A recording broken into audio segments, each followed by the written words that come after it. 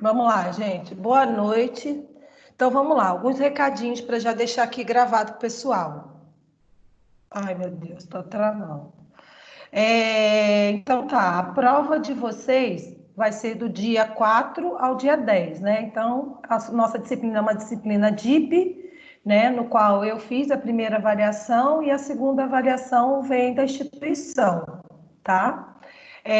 Semana que vem a gente ainda tem um conteúdozinho pequeno para fechar, tá? Só que eu tinha imaginado, né, pelas primeiras informações, que a gente teria prática em outro momento. Então, eu não fiz a formativa, 2 de 2, né? A última formativa valendo 750 pontos.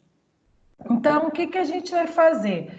No último slide, eu deixei uma atividade para a gente apresentar na próxima aula de outras verminoses, de enteroparasitoses bem pequenininhas, que a gente ia discutir, né, fazer um mini seminário e ia fechar o assunto. Então, qual é a minha proposta? Minha proposta é que quem puder e quem quiser, a gente faça a prova, a gente faça na aula que vem, que na aula que vem é dia 8 ainda, a gente faça essa explanação, aí terminou o conteúdo, ok? E aí a gente já, como eu só dou aula agora para vocês, eu posso ficar até 10 horas? Tá cortando para todo mundo, gente? Amanda, Claudete, Selma, estão me ouvindo? Tô ouvindo, para mim não cortou, não. Tá cortando. Ah, Jéssica, então entre e saia, você. E a sua internet, entre e sai, a sua internet que está travando. Tenta sair, voltar. Vou sair.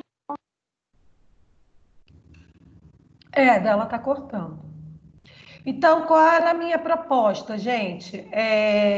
A Amanda tem contato comigo direto também pelo WhatsApp. Ou a gente marcar um dia para fazer essa prova, né? Vocês se reúnam aí como vocês quiserem. Ou então a gente fazer no dia 8 mesmo. Por quê? No dia 8, a gente fechava o conteúdo e logo depois a gente emendava. Eu ficaria online aqui, vocês fariam a prova e eu ficaria online aqui até 10 horas, 10 e pouco, porque eu não dou aula depois, então tem essa disponibilidade.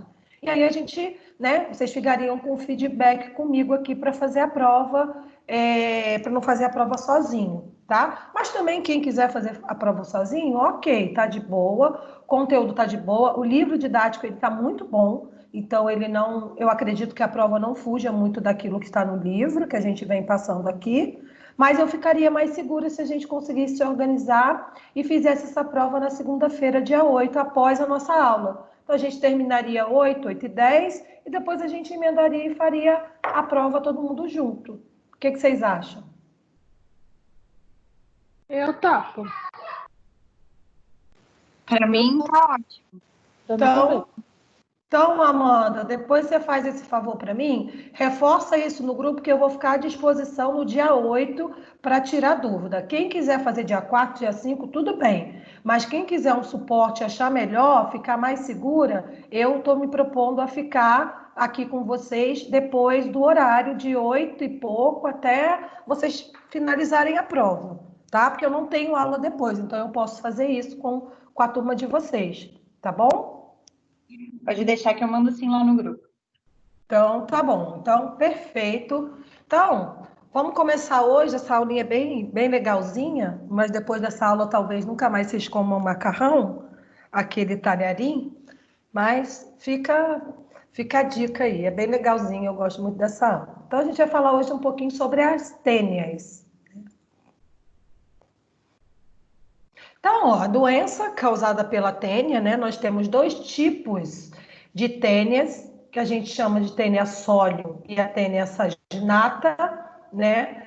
No qual, o que difere uma das outras? Primeiro, morfologicamente, elas têm uma grande diferença, tá? Mas a doença causa praticamente as mesmas sintomatologias, só que a tênia sólio, eu tenho o hospedeiro intermediário, que é o porco, e na tênia saginata eu tenho o intermediário, o hospedeiro intermediário, que é o boi, tá? Então, eu tenho essa diferença. Então, já falando dessa diferença, eu já tenho um ciclo heteroxeno, né? No qual eu tenho eu preciso, para esse ciclo biológico acontecer, uma maduração daquele parasita em um segundo organismo, né, num intermediário, para que tenha o potencial de causar doença ao homem, que é o parasita, que é o hospedeiro definitivo, tá? Então, eu tenho a Taenia solium, que ela tem o hospedeiro intermediário porco, e a Taenia saginata, que eu tenho o boi. Conhecida como solitária, por que ela é conhecida como solitária? Primeiro que ela é sozinha, ela é um ser hermafrodita, tá? A gente vai falar sobre o ciclo biológico dela já já. Ela é hermafrodita, no qual ela tem lá dentro dos seus proglotes, que é a área de reprodução, né? Tanto o aparato masculino quanto o aparato feminino. Então, ela se difere um pouco desses eumintos que a gente falou até agora, tá? Simplesmente porque ela é hermafrodita, então ela não precisa do macho, da fêmea lá no meu intestino delgado, para poder fazer a cópula e a reprodução, certo?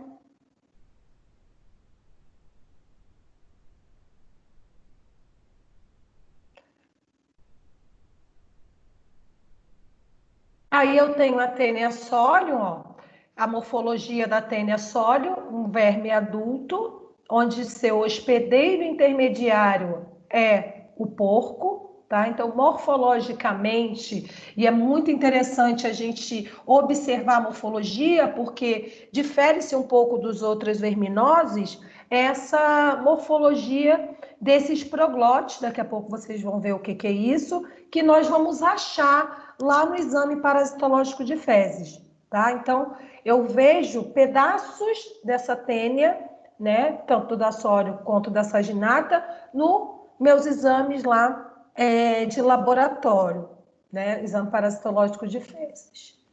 E aqui, ó, tênia saginata, tá? Que o intermediário é o boi, e aí ela também apresenta dessa forma um pouco menos densa. Já para adiantar um pouquinho, gente, a Taenia solium, ela tem um potencial maior de agressividade, tá? Ela tem um aparato, mais fatores de virulência que podem realmente causar doenças muito mais agressivas do que a Taenia saginata. Então, lá da história da vovó, a gente sempre ouve, né? É difícil a gente achar lá, a gente ouve, é carne de boi crua. Não, a preocupação é sempre com aquela carne do quê? O porco já leva fama, né? O carne de porco tem que estar muito bem cozida. E aí, e realmente é verdade, porque eu tenho essa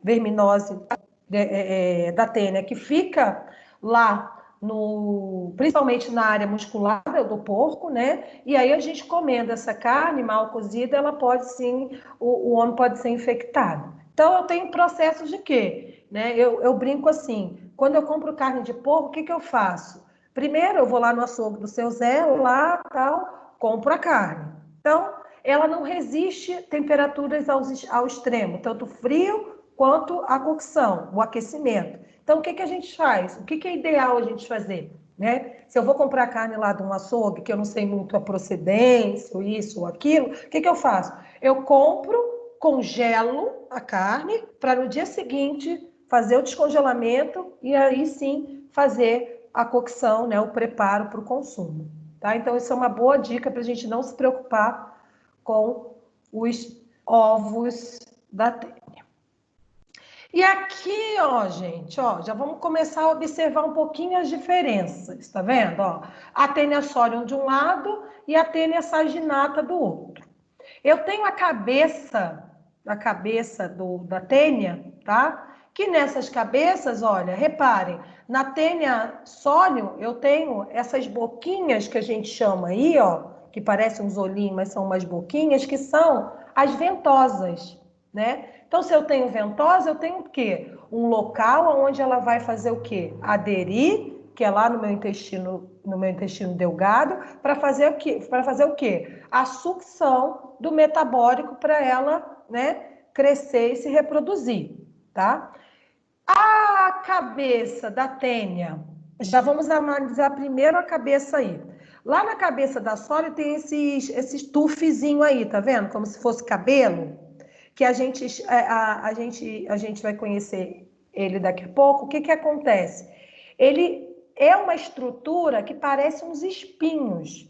E esses espinhos, então, a tênia Solium tem uma virulência maior, que esse espetadinho dela aí da cabeça faz com que ela tenha uma fixação maior lá no meu intestino.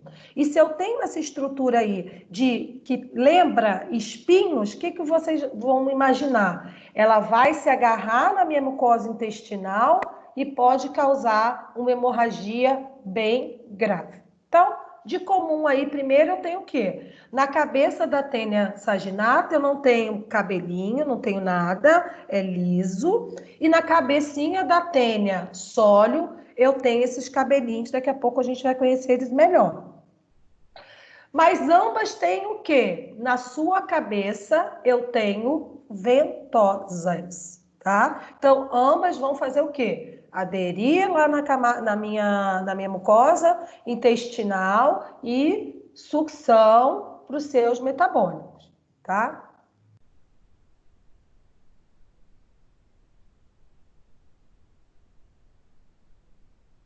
Então, ó, teníase é causada pelo consumo da larva da tênia, tá? Então, nós vamos ter a liberação dos ovos das fezes, tá? Então, o indivíduo contaminado, o homem contaminado, vai liberar esses ovos, né, nas fezes, que aí esses ovos podem contaminar quem? A água, o solo, os alimentos, né? Lembrando que, como toda verminose, como todas doenças enteroparasitárias, eu tenho o quê? O contato com as fezes, contato com a água, contato com o alimento, né? Orofecal. Então, tem essa vertente aí. E do consumo principal, que é o consumo da carne de boi ou da carne do porco, né? Com uma má preparação para esse consumo. Então, já aqui de primeiro, quando eu tiver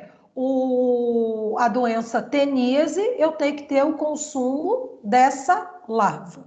E a liberação da pessoa contaminada, eu tenho a liberação, né, no meio das fezes com os ovos desses parasitas, tá?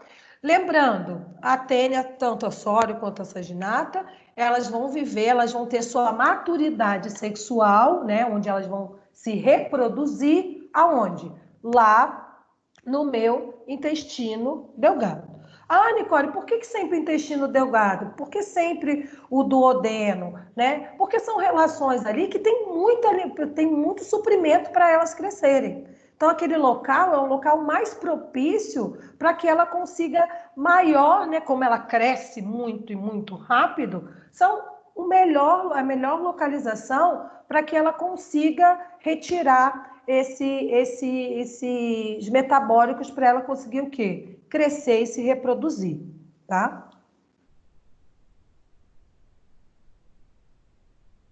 A cisticercose. Então, vamos começar lá do comecinho.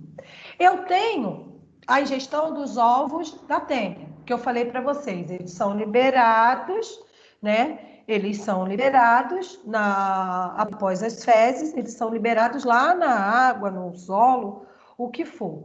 E que esses ovos vão liberar suas larvas. Então, liberou a larva.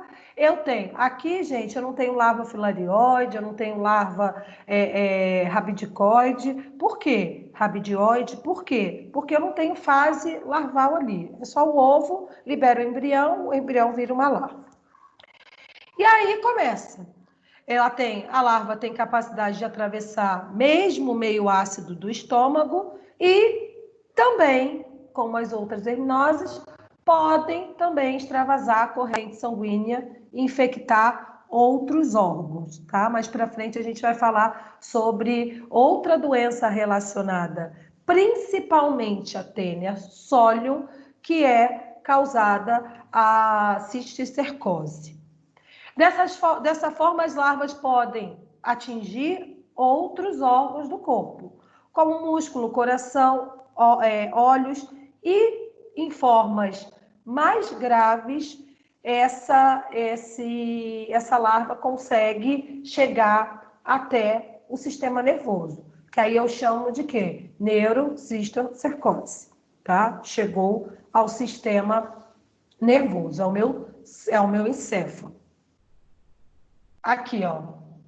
Isso aqui a gente já consegue detectar, né? Mais para frente a gente vai falar sobre o diagnóstico, mas a gente já consegue detectar. Mas lembrando, eu consigo detectar algumas alterações, alguns pontinhos, tá vendo? Que elas ficam lá entre os sulcos do meu sistema nervoso central, e aí eu consigo, geralmente, observar para o diagnóstico por imagem, tá?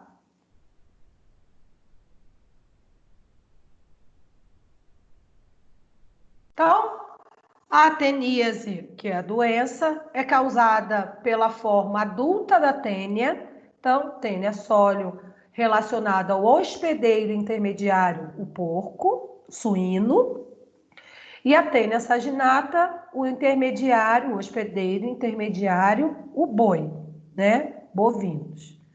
Já falamos, ó, as tênias também são conhecidas como solitária, porque na maioria dos casos o portador traz apenas um verme adulto. Por quê? Porque ela é hermafrodita, ela faz um processo de autofecundação, ela não precisa do parceiro, do macho ou da fêmea, para poder fazer o processo reprodutivo, tá? Então, conhecida como solitária. Aqui, ó. Aqui que é importante, gente. Ó, bem importante esse slide aqui, para a gente começar a entender a virulência e a forma que essas tênias vão ser distintas um pouco uma da outra. Então, ó, a tênia adulta ali está do ladinho, né? Ela vai crescendo, crescendo, crescendo, tá vendo? E cada pedacinho desse aqui, dessa tênia adulta aí, tá vendo? Divididinho, nós chamamos de proglote, tá? Esse proglote é isso aqui do lado que tá o óvulo, o útero, o testículo e o poro genital. O que é isso? Crescendo assim, ó. Ela vai crescendo assim, ó. De proglote. Por quê? Porque lá dentro de cada proglote, ela tem o aparelho sexual feminino e masculino. E com isso ela faz o quê? A autofecundação. E aí ela vai crescendo, tá? Então, a gente chama de proglote grávido. Eu acho que eu coloquei a foto. Proglote grávido, né? Porque ela tem um, ela vai formando outro. Ela tem um, vai formando... E é assim que ela vai tomando essa proporção que pode chegar até 12 metros, tá? Vamos lá na cabeça. Então, não vamos mais falar o nome cabeça da tênia. O nome da cabeça da tênia chama-se escolexe, tá? Então, a cabeça da tênia nós chamamos de escolexe. E no qual a cabeça a escolexe de cada tênia, eu tenho ventosas, tá? Então, na escolexe da tênia saginata, eu tenho ventosa, mas eu não tenho aqueles ganchinhos, aquele cabelinho arrepiado, tá? Então, ela tem menos um fator de virulência. Já a tênia sólio, eu tenho aqueles cabecinhos, aqueles cabelinhos, que são os ganchos, que parecem espinhos, que chamam acúlios, tá? Só nome bonito, escolex, acúlios, tá? Mas vamos falar deles daqui a pouco, do cabelinho dele, que é um grau maior de virulência que a tênia sólio tem, tá? Então, entenderam? Eu tenho uma tênia ali adulta, no qual cada pedacinho desse aí, eu tenho o proglote, né, que consegue fazer a autofecundação, por ter ovário, por ter útero, por ter todo o aparato feminino e masculino, tá? A cabeça da tênia nós chamamos de escolexe, no qual eu tenho ventosas.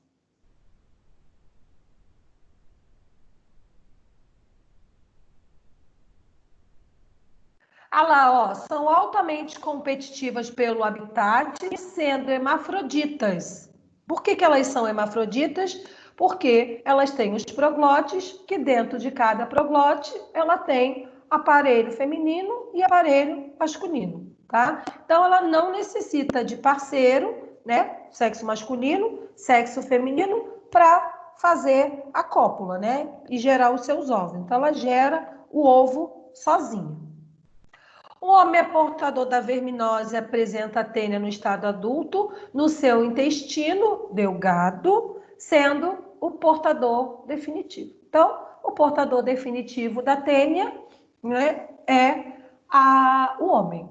E o portador intermediário é os suínos ou os bovinos. Lembrando que, então, eu tenho um ciclo heteroxeno, daqui a pouco a gente vai ver o ciclo, por quê? Eu não preciso de vetor, eu não preciso de nada. Eu preciso de um organismo lá, animal, para que ela complete o seu ciclo biológico. Então, se eu tenho um hospedeiro intermediário, é porque dentro desse intermediário, ela vai fazer outra fase para poder, aí sim, chegar à fase larval para poder contaminar o homem.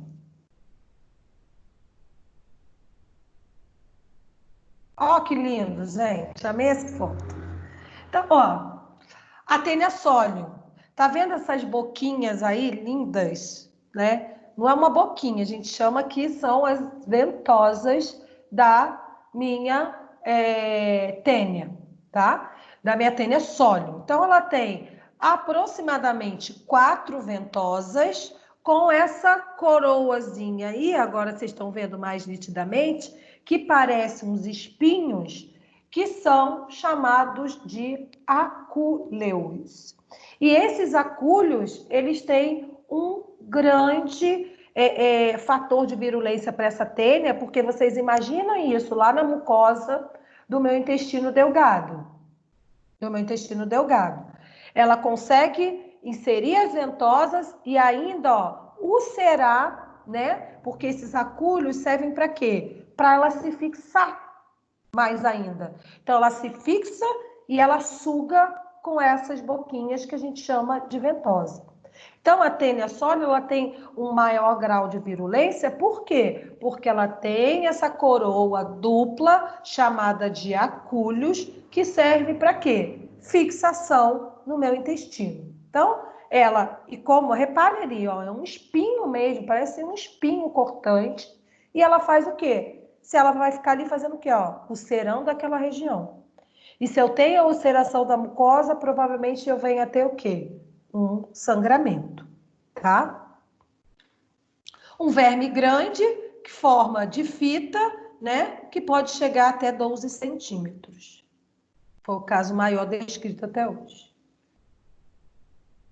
Ó, já a tênia saginata ali, ó, a cabecinha dela só tem as ventosas, né? Aproximadamente também 4 ventosas, e não tem os espinhozinhos lá, não tem aquela coroa dupla, ela não tem os acúleos, tá? Então, ela não tem esse grau de... E é o que difere, a maior diferença é essa em relação à tênia sólida e à tênia saginata. Também pode ter um comprimento de 4 a 12 metros, né? Dependendo, né, dessa quebra dessa relação parasita e hospedeiro, tá? Mas na sua cabeça ela não tem esses acúleos, ela não tem esse fator de fixação cortante que vai ser inserido lá na minha mucosa, mas faz o mesmo procedimento. A cor de ambas, né? Parece, aí tá parecendo crochê, porque aí ela tá numa forma de secada, tá, gente? Mas a coloração dela tem um aspecto branco, leitoso, amarelo ou rosada, né? Ela fica com essa estrutura aí na forma seca. Na forma molhada, ela parece um macarrão talharim, quando a gente tira do fogo, né? A fresca, ela fica com aquela consistência. Desculpa aí, gente. mas ela fica com aquela consistência, e aqui é uma consistência mais para a gente observar, tá vendo? Ó, lá em cima a gente consegue reparar um pouquinho do rosado, o amarelado, né? E no finalzinho já, e mais ou menos o aspecto leitoso é o aspecto que a gente vê do similar, né? A estrutura de um macarrão, daquele que a gente tira do fogo do talharim. É assim que a gente pode encontrar. A transmissão, ó, isso aqui é uma estrutura, né, de uma dissecação de um boi ou de um porco, né, no qual eu tenho essa contaminação aí no fígado desse animal. E, lógico, gente, isso aí é caso extremo, isso aí é uma biópsia de um animal que com certeza foi morto por uma tênia, né, por estar contaminado com esses cisticercos. E aí, ninguém que vê um fígado desse vai fazer o consumo, tá? Isso aí é caso extremo. Só para vocês terem uma noção. Então, a maior contaminação realmente é por alimentos contaminados, né? A carne do porco ou do boi. Lembrando que eu tenho processos que eu posso evitar, né? Essa contaminação, né, que é o congelamento e o aquecimento. Hoje em dia, gente, já melhorou muito isso em relação às carnes, né? No final da aula, na profilaxia, a gente vai comentar sobre isso. Hoje em dia, a gente já tem um acompanhamento muito mais severo das carnes, né? Controle de qualidade, tá? Acontecia muito esse tipo de contaminação antigamente, que a gente não tinha esse processo de certificação de qualidade das carnes, né, dos locais de abate. Isso a gente já tem uma política da vigilância sanitária hoje bem mais fidedigna em relação a esses tipos de carne. E o contato também do solo, da água, dos alimentos, da higiene, isso tudo a gente também tem essa contaminação orofecal.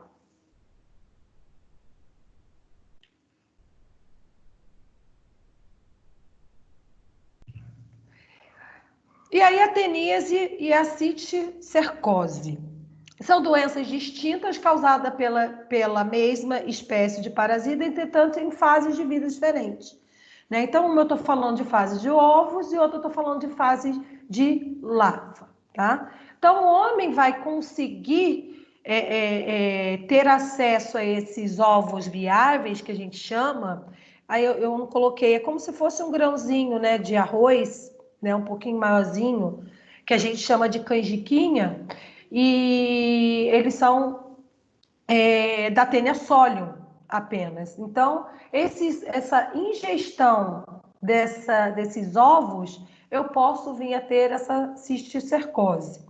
E aí, também, né, quando ela consegue penetrar na minha corrente sanguínea, o que acontece? Aí que é o problema. Esse cisticerco pequenininho, ele consegue, ó, andar pela minha circulação e chegar em coração, e chegar no sistema nervoso, em globo ocular, né? Então, ele consegue andar pelo meu corpo e aí causar doenças não relacionadas lá à fase adulta no meu intestino delgado.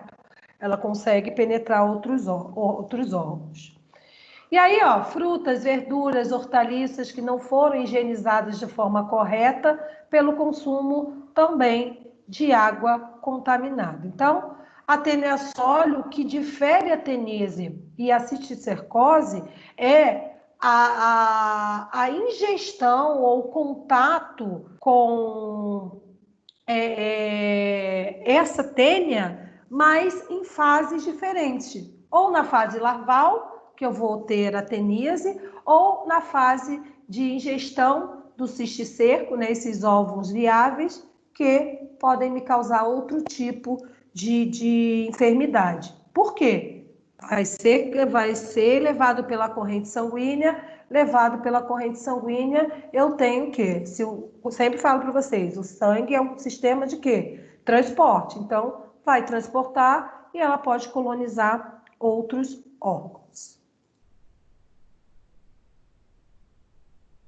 E aí, ó, depende do tecido, né? Se caiu na corrente sanguínea, foi levado pela corrente sanguínea, esse ovo vai se alojar em algum lugar, né? Então, ele pode se alojar no tecido muscular, ele pode se alojar nas glândulas mamárias, muito menos frequentes, mas em globo ocular, no coração, que eu coloquei foto aí também, e no sistema nervoso. Ó, essa foto aí é uma dissecação, tá vendo, do sistema nervoso central, na parte da medula, intramedular, ó, que eu tenho lá impregnado os ovos ali, ó, tanto na substância branca como na substância cinzenta, né? Meu corte, ó, sagital aqui, ó, do meu sistema, do meu encéfalo.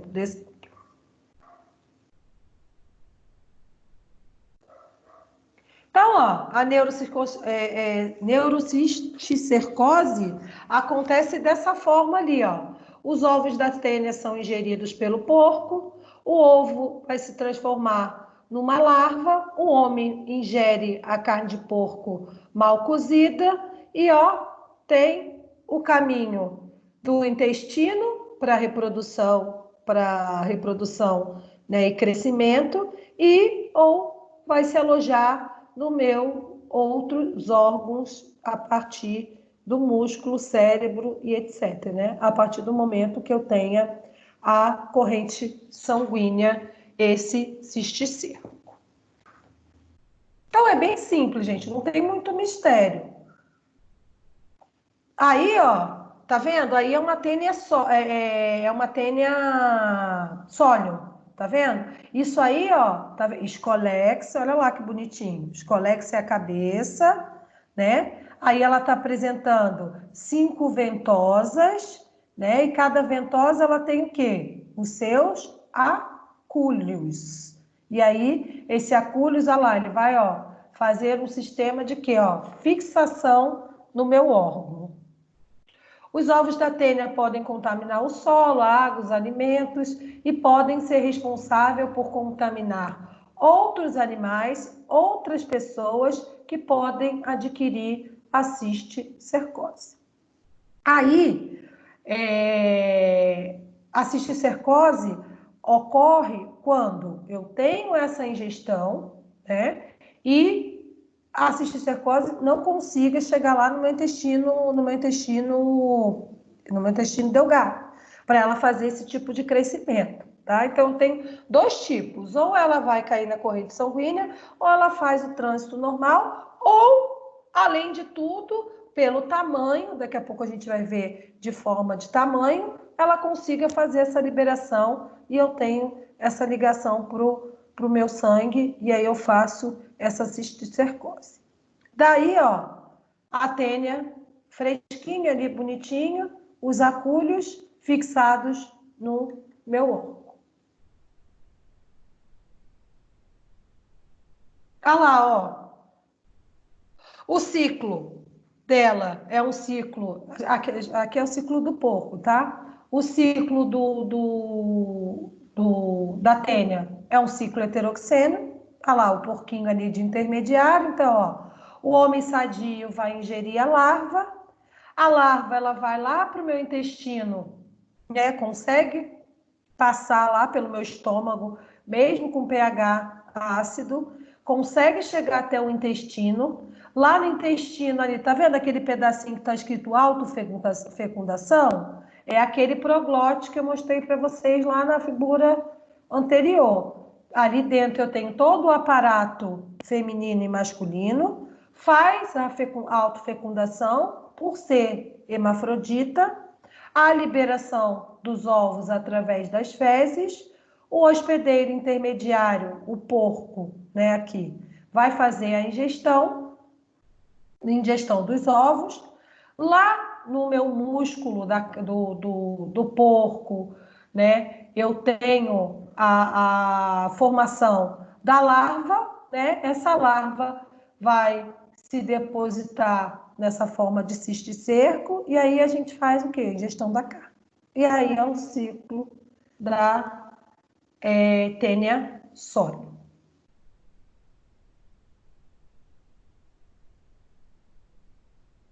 Da tênia saginata também não muda, é a mesma coisa. Só que aí tem algumas particularidades. Olha ali os proglotes, que bonitinho, gente, liberado. Eu botei essa foto por causa disso. Tá vendo onde a parte onde está escrito os ovinhos saindo ali, ó? Tá vendo? Aqueles pedacinhos lá da tênia são os proglotes, né? Que faz a fecundação, e a fecundação, né? Libera esses ovinhos que o hospedeiro intermediário, que é o boi ou a vaca, né? Os bovinos vão fazer o contato, e lá nele vai transformar o cisticerco novamente no músculo. Esses proglotes, só por curiosidade, essa liberação desses ovos aí da tênia solium, ela libera, assim, por vez, aproximadamente 3 a 6 ovos, tá? E a saginata de 9 a 10, de 8 a 9 a 10 ovos, né? Para o intermediário ali desse ciclo biológico. Então, essa foto ali, ó, o verme adulto, bonitinho lá, no meu intestino delgado, e aí ele vai liberando esses proglotes nas fezes. Ali está escrito cabeça da tênia. Como é que é o nome da cabeça da tênia? Alguém lembra?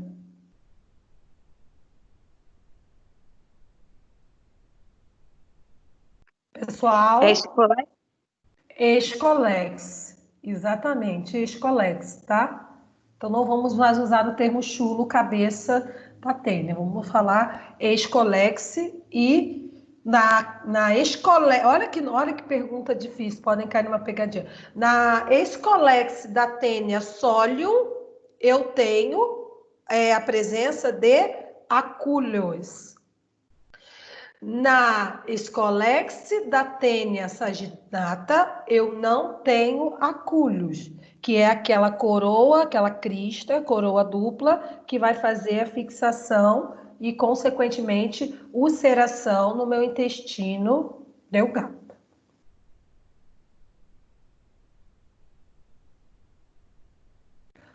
O ciclo da vida ali, só para relembrar ali um pouquinho. Geralmente a tênia é adquirida pelo consumo da carne de porco, de boi, não aguento mais falar isso, mas é porque a gente depois esquece que a tênia saginata é dos bovinos intermediário e do porco, sólio, hospedeiro intermediário. Contaminados pela larva da tênia, que vai se alojar onde? Intestino delgado, para evoluir a forma adulta. O que é evoluir para a forma adulta? Crescer, tá? Crescer, ela vai crescer como? Fazendo autofecundação. Por que ela faz autofecundação? Porque ela é hermafrodita. Ela não precisa do macho e da fêmea, porque ela tem os dois aparelhos reprodutores, certo? Após cerca de 3 meses, a tênia começa a liberar nas fezes os chamados proglotes, que a gente viu na figura anterior, que é aqueles pedacinhos que a gente chama até, gente, de proglotes grávidos, né? Quando o proglote está grávido, ele tem a liberação do quê? Do ovinho. E aí esse ovinho que vai ser aonde? Liberado nas fezes, tá? Que são segmentos do corpo que contêm o órgão reprodutor e seus óvulos. Então, os proglotes grávidos, se aparecer lá na prova de vocês, nada mais são do que aquele pedacinho lá da tênia, que ela tem o aparelho reprodutor feminino e masculino, e faz a relação hermafrodita e produz os seus óvulos. E aí, libera nas fezes. Aqui, ó, essa foto eu coloquei hoje lá, tá vendo? Ó? Ela vai, o corpo dela e os proglotes, ó, que tem os ovinhos lá dentro e vão ser liberados. Então, de 3 a 6 na tênia solium e de 8 a 9 na tênia saginata, a liberação desses ovos nas fezes do hospedeiro, né, do homem que foi contaminado.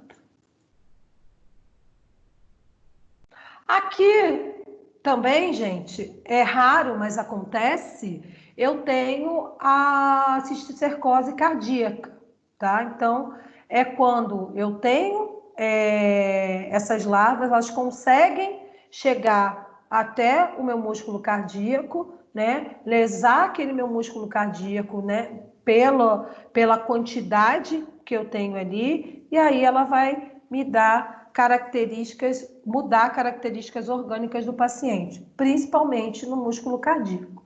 Aí eu tenho aqueles problemas semelhantes até, depende da área do coração que ela localize, né? Mas já causando problemas do quê? Da contração cardíaca, do bombeamento cardíaco por lesar o meu miocárdio. Então, é raro, tá? Mas acontece, ó, na parede aqui, ó, no músculo cardíaco, ela consegue essa larva penetrar em casos mais graves. Aqui, o ciclo, né, biológico ali, eu tenho a tênia sólio e a tênia saginata liberado, começando pelo quadrinho lá embaixo, número 1, tá? Eu tenho a liberação do ovo, né? Os proglótides liberaram os ovos nas fezes, o homem, né? Defecou. E aí, por condições sanitárias, por exemplo, né? Lembrando o boi e a... Estão perguntando assim, por que o boi, por que os bovinos e por que os suínos? Os suínos é mais fácil, por isso que a probabilidade é maior e a preocupação é maior, porque os porcos vivem geralmente em locais muito sujos, né? Que não tem muito controle, que tem aquela sujeira, aquela lavagem, isso tudo é um ambiente muito propício para que esse suíno venha a manifestar, né, a ter contato com esses ovos. Já o boi, né, tem também essa questão do solo, mas também tem a questão da... Como é que é o nome?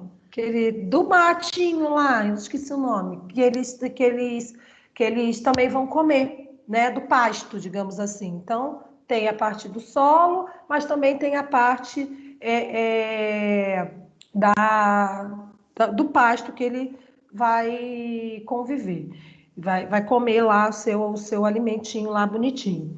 Então, o que acontece? Lógico, então, pensando nessa realidade, o porco ele tem muito maior chance de ser um hospedeiro intermediário para as tênias, né? Para as larvas lá no futuro, do que o boi, tá? Então, sempre, é o que eu falei lá no começo da aula, a gente sempre tem essa história que a gente ouve lá atrás de preocupação com a carne de porco. Mas eu tenho a tênia saginata, além de ela ter menos virulência, né? Ela não tem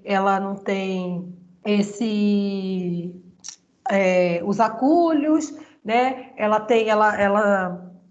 de tamanho ela é um pouco menor, ela tem um pouquinho menos e ela é um pouco mais rara do que a saginata, por ser ambiente de convívio daquele animal, tá?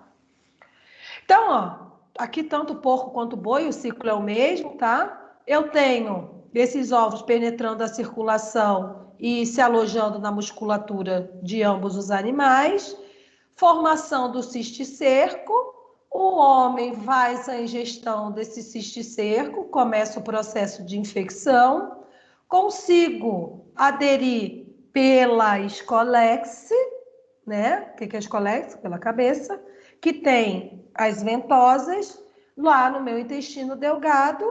No meu intestino delgado, ela faz o crescimento dela até a liberação dos proglótis grávidos com os ovos e eu tenho a eliminação nas fezes novamente. Bem simples, né, gente? Não tem muito segredinho aqui, não. E aí, gente, esse crescimento, né? Aí agora vamos começar a falar dos sintomas, patogenia dessas doenças. Então, o que acontece? Eu tenho vários fatores aí, né? Primeiro, eu tenho o fator expoliativo, né? Traumático e mecânico. Traumático e mecânico, vai estar relacionado ao outro. Por quê? O crescimento. Falei para vocês que essa tênia, ela consegue, na fase adulta dela, lá no meu intestino delgado, chegar até, mais ou menos, né, até o máximo ali que a gente conhece na literatura, até 12 metros. Né? Então, primeira coisa, obstrução. tem obstrução daquela região ali, como que vai passar qualquer coisa ali se eu tenho alguém impedindo, né? Ação exfoliativa traumática também porque ela gruda no meu intestino. Pela escolex, ela vai lá, ó, se gruda na minha parede da minha mucosa intestinal. E além de fazer ferimento a sóleo com os acúlios, né, com esses espinhos fixadores, com essa coroa fixadora, ela vai fazer o quê? Um processo que vai gerar o quê? Uma ulceração. Uma ulceração vai causar o quê? Uma hemorragia. Então, ela tem essas ações que vão causar sérios problemas no intestino desse paciente, tá? Então, eu tenho várias ações e principalmente a mecânica. Por quê? Ela vai crescendo, crescendo, crescendo, crescendo, né? E sugando, sugando, sugando. E as ventosas, gente, também é a mesma coisa. A ventosa dela, claro, a tênia que tem o acúlios, ela é mais agressiva porque ela é uns espinhos. Ela vai ulcerar. Mas as ventosas também lá, sugando o tempo todo, ela também vai fazer um tipo de ulceração. Ela também vai causar uma alteração ali traumática, tá?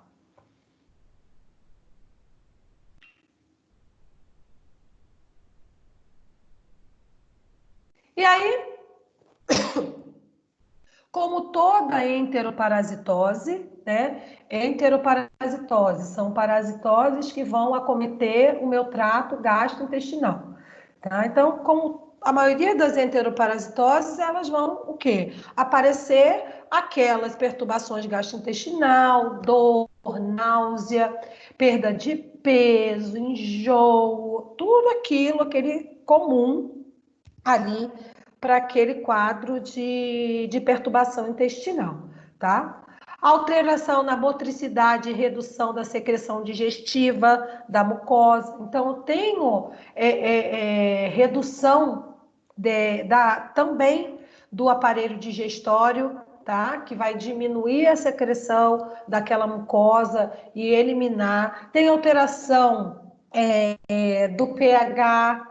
Eu tenho a principal ali, o clínico, é muito difícil, às vezes, para o clínico, para o médico, conseguir, né, fechar o diagnóstico ele não vai conseguir, mas de alguma sintomatologia clínica, né, que chegue no consultório para esse médico. Então, a maior característica é o quê? O inchaço do abdômen, né? Porque ela vai crescendo, crescendo, crescendo. Oi? Professora, não chega a acontecer uma perfuração por causa das agulhas dela, né? Dos acúlios. Agulhas. Acúlios. Não ser uma perfuração, só as hemorragias mesmo, né? Principalmente hemorragia, Amanda. Ela não consegue furar o órgão como você está querendo saber. Ela vai fazendo ulceração e causando até o que a gente vai ver mais para frente, o sangue chegar nas fezes, tá?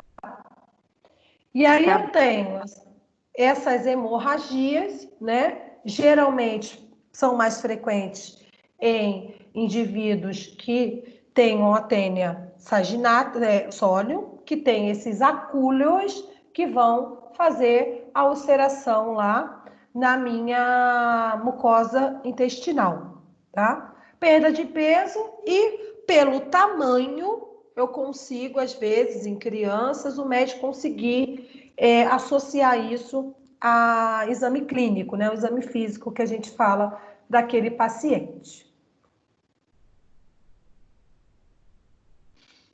O diagnóstico laboratorial, eu tenho o diagnóstico que eu tenho essa pesquisa dos proglotes, que são eliminados, não tem? Aqueles proglotes grávidos, né? Através de um processo que a gente chama de tamização, que é uma separação, tá? Como se fosse uma peneirinha também, que a gente faz essa separação, que a gente consegue ver esses proglotes nas fezes, e utiliza um ácido chamado ácido acético, que a gente consegue fazer uma boa visualização. Então, eu tenho esse exame que eu faço em laboratório, em casos, né, graves, que eu vou ter essa observação já de liberação nas fezes, aí eu faço essa separação pelo ácido acético. Uma peneirinha com ácido acético, consigo fazer a clarificação e eu consigo ver aquele aspecto que eu falei para vocês do talharim. Outro método, aquele método de fita gomada que a gente viu lá atrás, ou o método de Garran, lembram? Ou o método da fita adesiva, que a gente coloca na região perianal e eu consigo fazer observação desses ovos naquela região do paciente. Principalmente a gente faz em crianças. E graças a Deus temos métodos sorológicos e em casos mais graves eu faço o quê? Diagnóstico por imagem.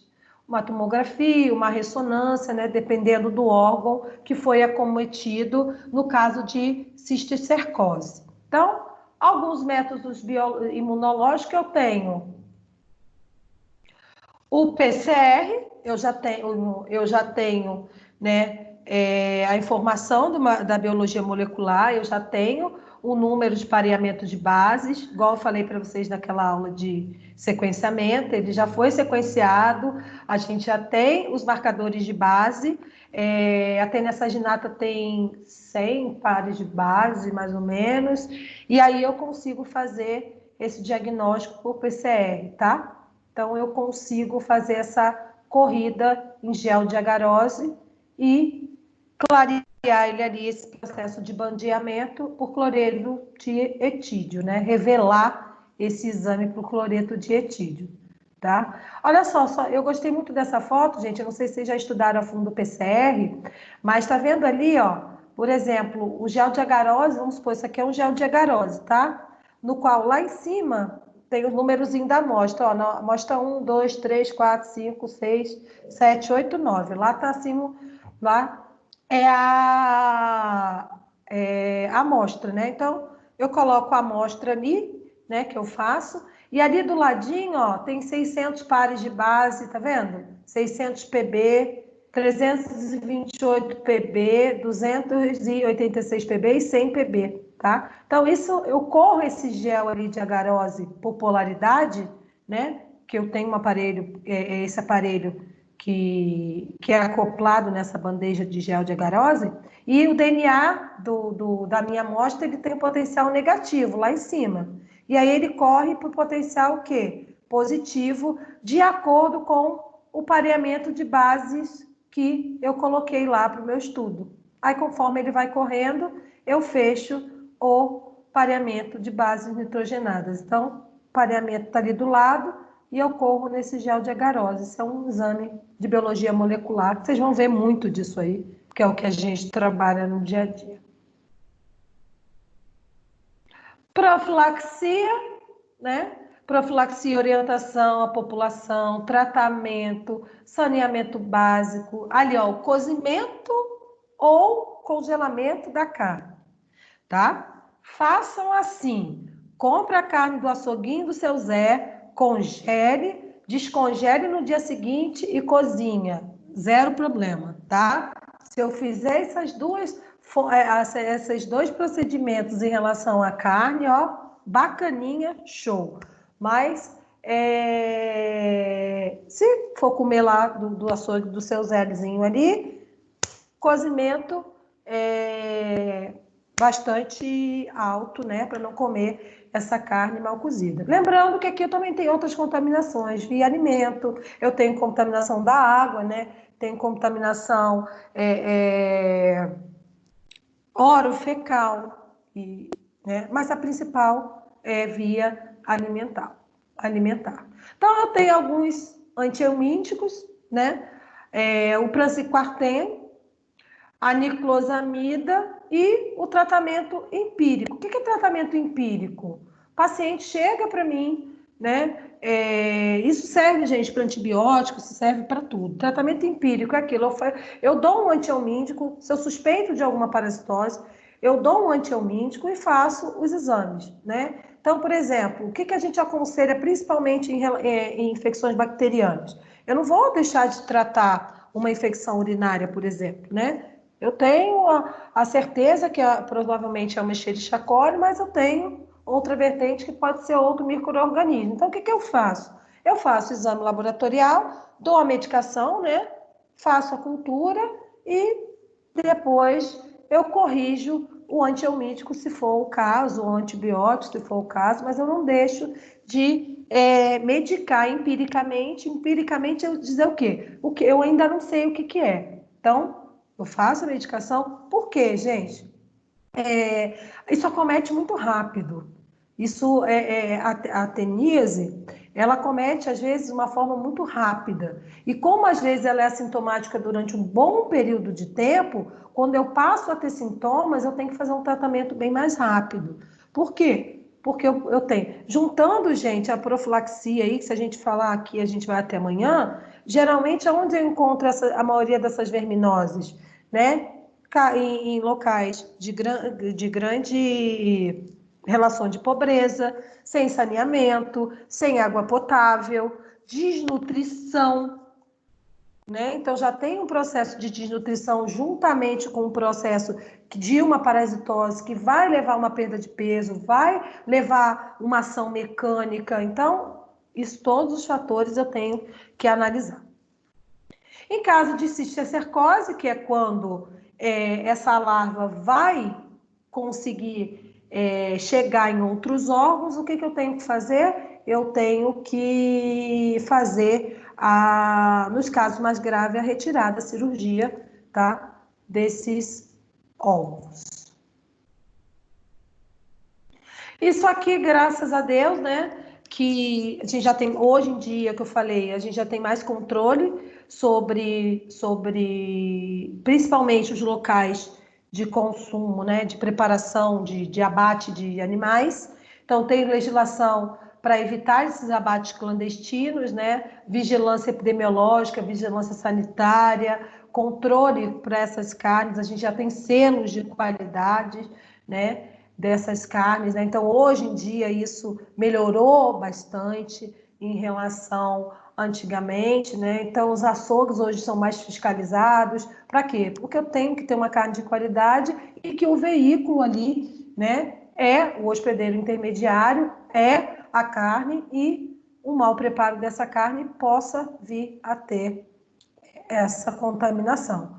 Proteção ambiental, tanto para o hospedeiro intermediário quanto para o definitivo, né, gente? A gente tem uma boa criação, um local, né, que seja próprio para esses animais, para que não tenha esse contato com fezes, né, com os ovos de pessoas contaminadas, e também o controle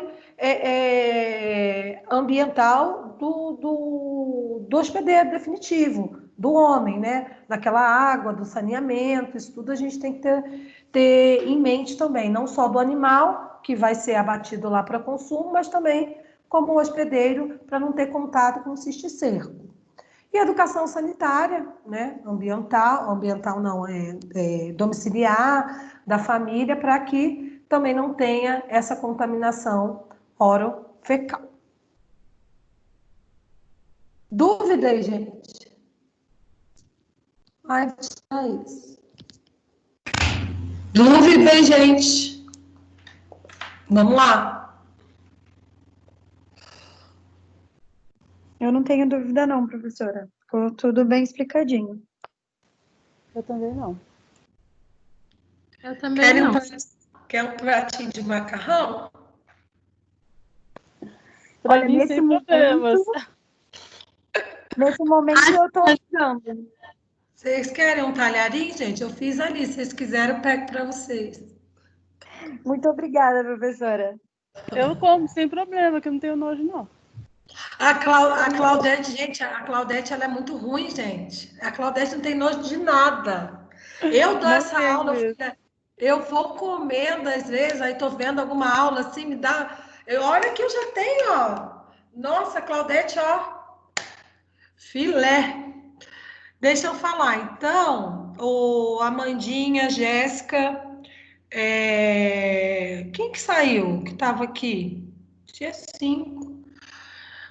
Gente, vamos se organizar então, Amandinha, faz favor, vamos se organizar em 3 grupos para a aula que vem. Eu já coloquei isso tudo lá no AVA, tá? E eu sei que vocês se organizam, então por isso que eu resolvi falar. Eu escolhi 3, porque a gente falou de todos, só que o livro pega outros eumintos ali também, que é o estrondiloides, o enteróbios e o esquistossoma monsonia. Então, a gente já falou das 3 classes, então é bem pequenininho o assunto de cada um deles, é muito pequeno, tá? Então, o que eu proponho para vocês? Dividirem em grupo, a turma tem 10, mas só que parece que só vocês estão frequentando. A farmácia eu deixei lá, mas até agora eu não tive nenhum retorno. Eu vou tentar entrar em contato com a representante lá, mas vocês já se organizem para na aula que vem a gente fazer uma explanação sobre isso, tá? Aí vocês façam um grupo, aí de repente faz de 2. Cadê a Joyce? A Joyce e a Gabriela que tá faltando, né? Joyce, Gabriela. Quem são? Amanda, Claudete, Jéssica, Selma, Joyce, Gabi, Rebeca. Eu não sei se o Bruno faz com a gente ou a outra. Como que é o nome dela? Bruno, não. Enfim. Adriele? Não, acho que é a Adriele. Coloca aí no grupo depois, Amanda. Tira a foto, coloque lá. Vamos dividir isso. Aí vocês vão fazer o trabalho na forma de slide, tá? Só que eu peço que vocês se organizem para fazer o menos possível de slide, tá? Vamos se concentrar como eu concentro, né? O ciclo biológico, a patogenia, principalmente o diagnóstico, porque são assuntos bem pequenininhos. Então, se organizem para fazer no máximo 10 slides. Porque aí, ó, são 30 slides, ó, a gente termina exatamente esse horário. 8h20, 8h30, que aí a gente já pega e quem quiser a gente já faz a prova. Pode ser? Pode sim, você quer que explique resumido, né? Resumido. Ó, vou dar uma dica para vocês. Acompanhem o livro de vocês. Pegue uma imagem, pegue outra, mas faça pelo livro, porque o livro de vocês está bem sucinto e está bem explicado. Então, usem lá o material do AVA para fazer esses 3 assuntos. Ah, não, Nicole, eu vou incluir uma figura ou outra que eu achei mais fácil de explicar. Beleza, tá? Ó, a gente pode apresentar na aula que vem de 2 formas. Ou vocês me enviam slides, eu já baixo aqui e compartilho a tela, ou eu passo o controle para cada um dos grupos e vocês vão mexendo pela tela de vocês. Tá? Então, não precisa me enviar. Eu acho melhor enviar, professora. Vai que de alguém tá ruim, aí dá alguma coisa para ser em grupo, eu acho melhor enviar. E aí, caso aconteça algum problema de alguma de nós não poder entrar, não prejudicar a outra. Tá. Então, tá ótimo. É pelo menos uma do grupo tem que estar presente para ganhar a nota toda. Ah, gente, vamos tentar todo mundo entrar, né? Avisa a turma aí. Eu não entendi por que tá faltando. Se bem que vocês sempre... Mas a Joyce hoje achei estranho, não tá? Porque a Joyce assiste todas as aulas, deve ter acontecido alguma coisa. E a Gabi. Passem isso para elas, Amanda. Qualquer dúvida, vai me mandando o WhatsApp, né? Mas vamos se organizar, porque aí o que a gente faz? A gente já fecha o assunto, né? Acabou o conteúdo, e aí a gente fica só para fazer a prova e ver como ficam as aulas práticas, tá? Porque, gente, a minha disciplina era uma disciplina onda 3, tá? Eu expliquei para vocês na aula passada, tá? Só que devido ao avanço aí da pandemia não voltará até o dia 15, então a gente não vai, depois a gente vai ter que fazer essas práticas de alguma forma. Ainda não sei se algumas vão ser remotas, se vai ser na universidade. Então, cada dia também, quero que vocês entendam que a gente também está recebendo informação. A própria instituição está recebendo informação, porque está tudo mudando, né? Uma hora vai abrir, uma hora não vai, então, já vamos fechar o conteúdo, né?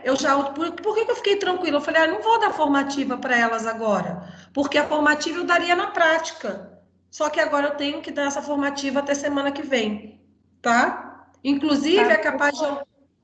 Oi? Oi, desculpa. Professora, só me tira uma dúvida. São 3 temas, né? E são 10 alunos, pelo que a senhora falou. Então, a gente se divide em grupos de 3 pessoas ou a gente faz grupos de 2 pessoas e acabam repetindo os temas? Isso. Amanda, como só vocês estão frequentando as minhas aulas regularmente, Amanda, Claudética, Jéssica, Joyce, Selma, se organizem daquela maneira que vocês se organizaram para outro trabalho. E deixa que eu vou tentar falar com o pessoal da farmácia que não está frequentando a minha aula. Eu já avisei para o Túlio isso. Tem 3 alunas da farmácia que não estão frequentando a minha aula. Não sei se desistiram ou se coisa. Então, a gente tem que ter pelo menos esses 3 temas, um dos grupos.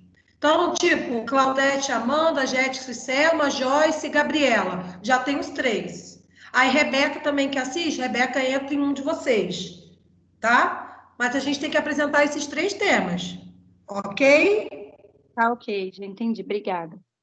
Então, tá. Então, mais alguma dúvida, meninas? Ó, apresentação dia 8, certinho.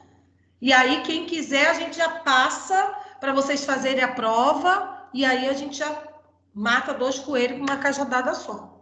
E aí, eu fico aqui online para tirar dúvida de vocês.